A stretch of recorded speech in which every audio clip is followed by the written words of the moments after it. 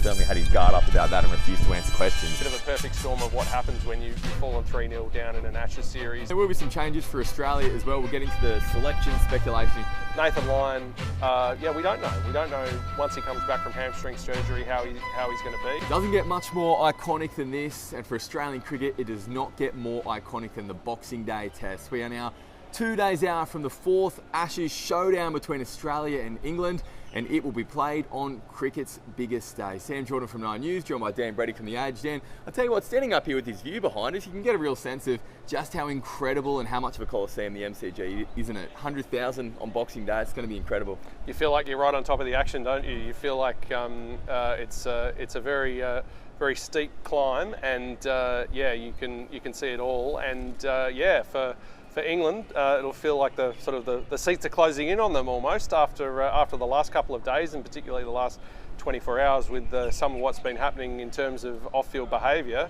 You were just listening to Ben Stokes. What did he have to have for us? Steep climb was actually the phrase that I was going to use to describe England's challenge here in Melbourne as well. Yeah, that's right. For those who haven't seen the depth of the reporting overnight, there has been a video that's circulating online on social media of Ben Duckett during that much maligned Noosa getaway, which has been the subject of so much conversation over the past couple of weeks with this English cricket team. It is fair to say that Duckett was slurring his words. He is being filmed unknowingly, and I think that's a really important fact. The ECB did issue a statement saying that it's looking into the video, but it comes on the back of so much discussion around their conduct on that getaway. Managing Director of the ECB, Rob Key, declaring that an investigation will be launched into that trip, which in itself, Dan, that felt like quite a monumental statement that really did send this Ashes series for England into a bit of a nosedive.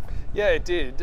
Interesting enough, given that Rob Key signed off on the Noosa trip. Brendan McCullum had planned it a long time out.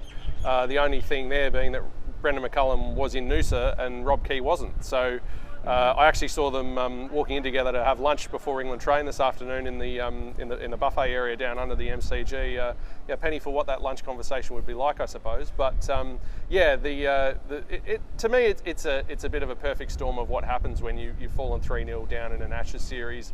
They've had a team culture of, I guess, letting players be adults, letting players decide how much work they need to do to prepare for something, and unfortunately, they've come into the series underprepared, or looking underprepared, haven't played matches leading up, and then once they've gotten into the series, they've spent a lot of time relaxing, and clearly a fair bit of time drinking, and not enough time actually focusing in on what they need to do. And at the same time, Brendan McCullum has said that, the environment that I've created, the players have not performed at their best because they felt the pressure too much. So if you've spent a couple of years trying to reduce pressure around the environment and that hasn't held up in Australia, that tells you that the environment isn't actually robust enough for this assignment, and so that's one of the many questions the ECB have got to ask themselves. We've been starting to see that over the past 2 days too. There was a scheduled media appearance for England yesterday that was cancelled, that press conference. Instead, it was Rob Key speaking with English journalists yesterday morning. Ben Stokes today was, well, I always find him to be quite an impressive media performer. He was certainly very careful with his words today first. The first point that he stressed in that press conference was that the players' well-being was of his number one concern, having been through ordeals like this himself, which I think is quite an honest and open reflection. Stokes said, priority number one. As for the details of whether players did the wrong thing or not on Noosa, he certainly had his guard up about that and refused to answer questions. But when I did ask him whether the coverage has been fair, he just said simply, we're 3-0 down in the Ashes. We don't have a leg to stand on, and I think that's a pretty well measured statement. Yeah, fair and reasonable, I would say. The losers have meetings, winners have parties. That's right. And unfortunately, at the moment, it looks like the losers are having more parties than the winners. So, yeah, it's a really tricky spot for England and Ben Stokes to be in. And the word out of the England camp in the last 24 to 36 hours has been that they don't necessarily want to make wholesale changes at the end of the series. They don't want to sack everyone. They know that the team and the support around the team will evolve over time. And that they need to develop actually some institutional knowledge of how to play well and win in Australia. Now, to me, that sounds a little bit odd in the sense that there's plenty of past England players who played out here and plenty who've had success who may or may not have been called has-beens before the first test. Right. But there is some sense in England not sacking everyone at the end of this tour, but definitely having some heart-to-hearts about whether whether they've got the balance right for this tour, and they're pretty much already admitting that they did not. Yeah, that's right. One point that Stokes was so, I guess, enthusiastic to stress during that press conference that did this happen is that England still have 2 test matches to go and that the tour is not done. Yes, they're not going to be able to get the Ashes urn back, but they want to win a test match here, which is something they haven't done for a very long time. There are the murmurings of changes this afternoon to this English team for the Boxing Day test in order for that to happen. Jacob Bethel has had plenty of attention this week from the coaching staff. Brendan McCullum was standing at the end of his net yesterday watching him bat for a very long time, heightening speculation that he will come into the team for Ollie Pope. Yeah, and I think that's a change that they have to make. Not so much because Bethel is a promising player, but because you can't keep picking Ollie Pope given the sorts of mistakes that he's making. The fact that he has now played, I think it's 15 test matches, 15 innings plus against Australia and yet to pass 50. Yeah. And you just can't have someone like that at number 3 who's incapable of doing that. I mean, you think back to the 2023 Ashes, they had Moeen Ali standing in as the number 3, a bowling all-rounder basically, and he did a lot better than Ollie Pope has done in this series. So I think that puts it in perspective. So they need to make a change there. There'll obviously be some changes to the bowling attack as well. And so England will sort of, I guess, be trying to find a better combination for this surface and for this tour. But it's got to come with the feeling of the horse has already bolted. Yeah, that's right. And there will be some changes for Australia as well. We'll get into the selection speculation in just a moment, but one change that has been confirmed is that Steve Smith will once again be leading Australia with Pat Cummins to sit out the rest of the Ashes series.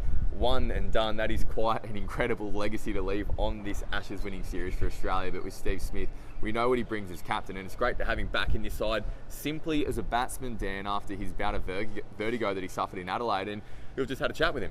I just had an interview with Steve, which had been some weeks in the works, I've got to say. But he gave a really insightful depiction of what his last week has been like, the problems that he was having. It actually started, or the vestibular issues they're calling it, started to mount pretty much once he got to Adelaide. He'd had a couple of bats with it. It was not clearing.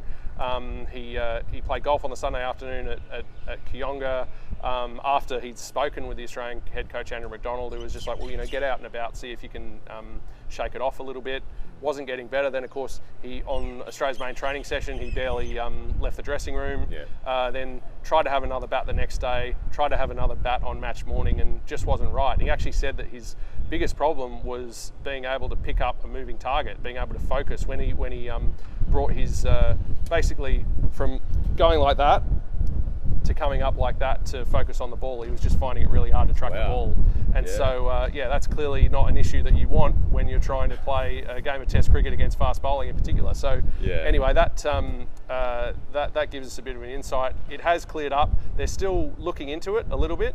He has said that since he's had a few head knocks, there have been a few different things that have happened in terms of whether it's vertigo or vestibular issues, and so it's going to be something that is still there in his career. But he's just crossing his fingers that it doesn't come back at an inopportune time like it did last week. Yeah, that's right. And for more on that article, you can check out The Age and also the Sydney Morning Herald websites and buy the paper tomorrow as well.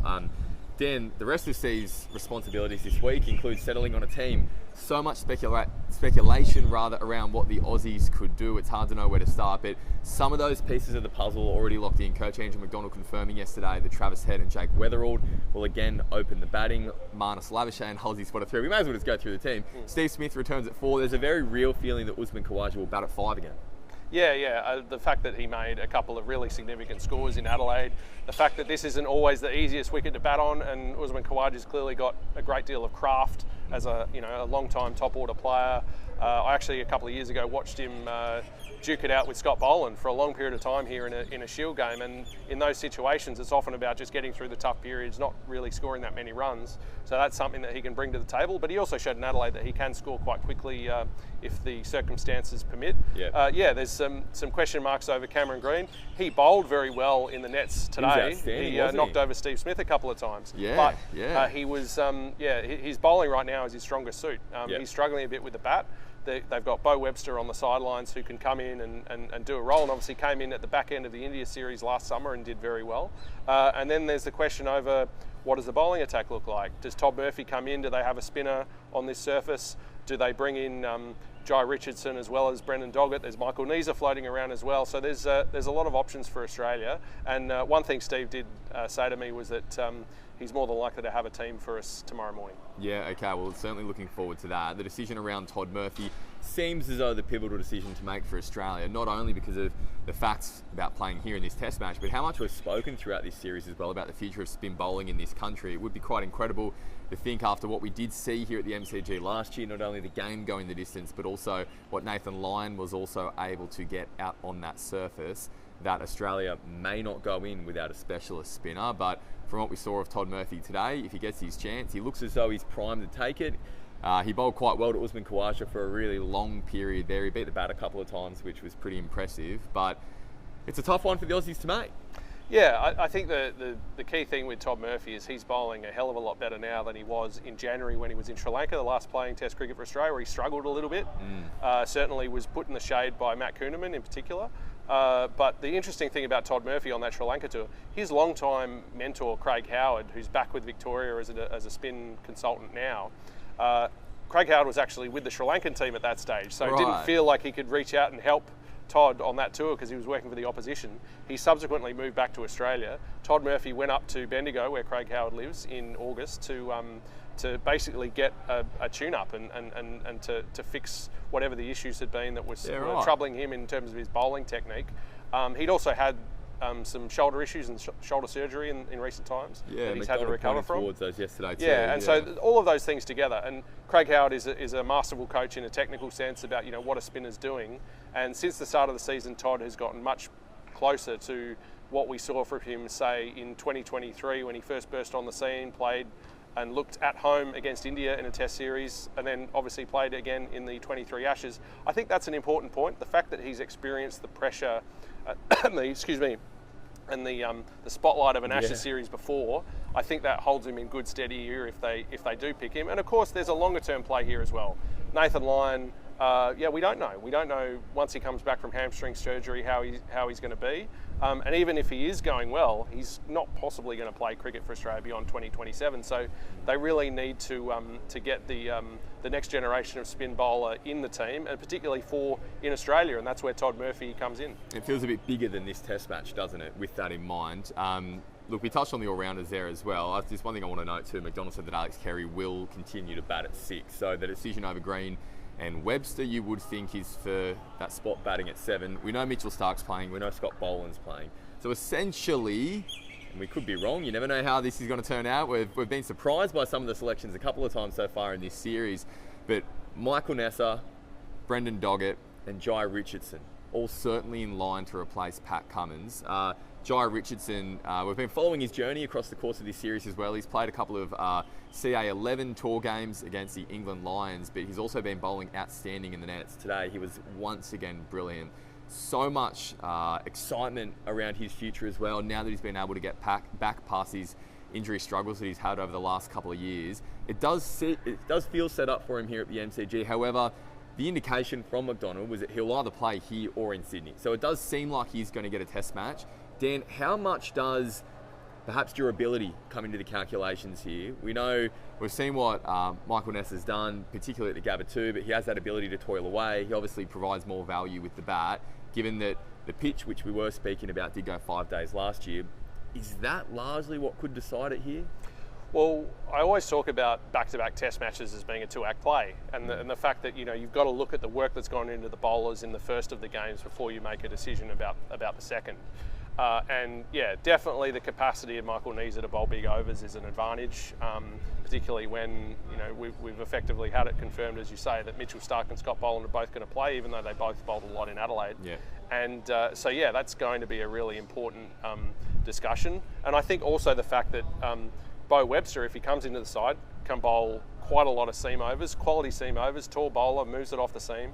And can also bowl spin. So he's a really good utility option at the back end of a series when you've got these kind of workload issues and you are playing test matches back to back, well in this case back to back to back, Adelaide, Melbourne, Sydney. So yeah, I think that all comes into it, and I would think of the bowlers that they've got here, it sort of feels to me like pretty much everyone will play one of these 2 test matches and they'll just shuffle the deck. So going back to Todd Murphy for a second, if he's not playing here, I think he would definitely be playing in Sydney. Yeah, that's right. As for the Australian team, well, it's going to be a nice little Christmas present for everyone tomorrow morning. You will be able to see the team on the Age, the Sydney Morning Herald, and also on 9 News. And then we'll see you again on Boxing Day, everyone. For those who are celebrating, have an enjoyable Christmas, and we'll see you on cricket's biggest day.